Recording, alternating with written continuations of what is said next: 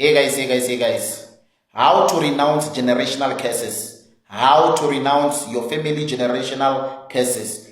You see, most of the times people complain with unemployment, and other people complain also with poverty, complaining with all sufferings, shortcomings, every matters and problems of life that people constantly face. Sometimes they seem too hard to break from, and sometimes people tend to blame witchcraft. While that could also be the contribution factor, another contribution factor could be generational curses. Sometimes there are certain things that don't work out in your life because you are under a generational curse from your family. And it is very, very good and very, very vital that when you want to make it in life, when you want to succeed, you need to deal with the altars and you need to deal with the generational curses from your own families that are following generations after generations. It is very much important for you to break free from that. So whilst witchcraft could contribute in certain things in your life, sometimes you could be wrestling against your own family generational curse and you are not aware. But I want to give you some of the ways on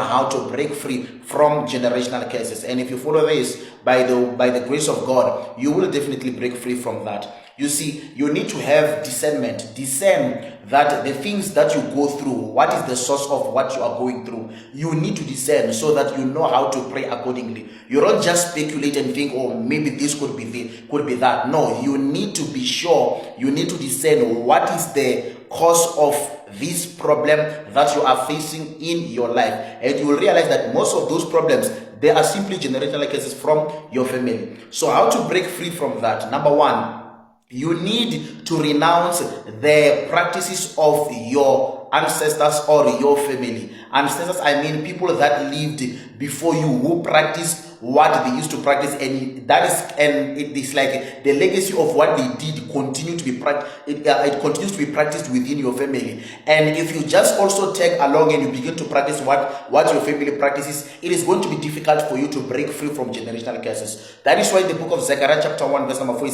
says just like the prophets spoke to your ancestors about their ways, their evil ways, that they needed to change and repent from their evil ways. So sometimes when you now start to walk in the ways of your ancestors, you are calling on everything that they encountered. Every problem that followed your family will follow you because of you practicing what they are practicing, believing what they are believing. So you need to renounce the beliefs of your family, the system, the belief system of your family, what they believe and what they practice as a form of something that they inherited from their ancestors. You need to renounce the ways of your ancestors. There are some generational covenants that even if you pray, as long as you still practice, you do what your ancestors used to do, they will not leave you. You can pray however you want to pray, but as long as you still practice the pattern of your family's ways, you are not going to break free from that. So you need to change your steps. You need to change the pattern of how you do things from your family. In other words, if your family believe in this, and you see that everyone who believe in what they believe have subjected themselves to this condition, you can't believe in the same system. You are going to fall definitely into the same condition. So you need to check that and renounce that. Number two, you also need to renounce the inherited names that you have been given. There are names that you are given at birth, not just a name that came with you, a name that you are given as a way of honoring maybe an ancestor from your family, maybe a patriarch or a matriarch who lived in your family, and they give you that name. Sometimes it could just be the name of a random family member who lived in your family. A random family member, and they give you that name. You see, when you give someone a name or when you receive a name, you are not only receiving a name, but you are actually receiving the impartation of that person's character. So you need to also check the names that you've been given.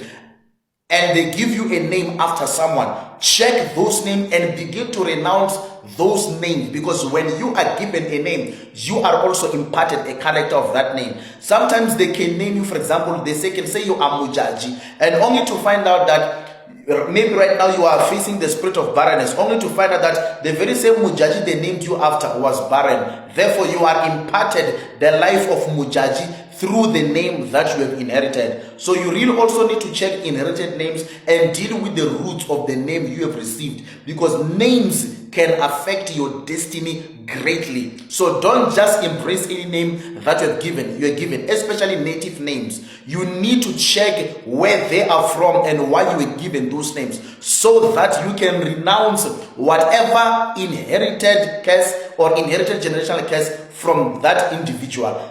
These are some of the ways to break free from generational curses. These two things are the major contribution that holds people back from the spirit of generational curses. God bless you. Shalom.